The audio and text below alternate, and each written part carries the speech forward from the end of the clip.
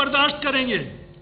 कौन लोग हैं ये? क्या कभी कोई कहते हैं कि यकजहती है, कभी ट्विटर पे थाने का एक सरदार है, वो लिखता है कि आप जंग हार गए, एक मौसूफ ने कल इधर कहा जंग हार गए। ओ भाई, रियासत ने ये जंग लड़ना अभी शुरू ही नहीं की। जिस दिन रियासत ने ये जंग लड़ना शुरू कर दी ना, तो मैं आपको बताऊंगा कि कौन हारा कौन जीता।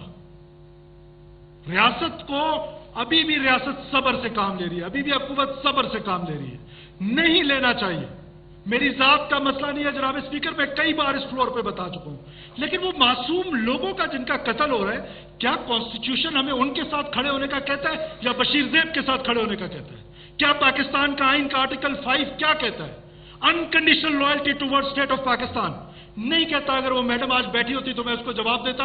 नहीं कहता कि स्कूल है, अस्पताल है, रोड है तो मैं रियासत के साथ वफादार हूं, वरना मैं नहीं हूं। 19 साल में अगर मुझे नौकरी मिलती है तो मैं रियासत का वफादार हूं, वरना मैं नहीं हूं। इट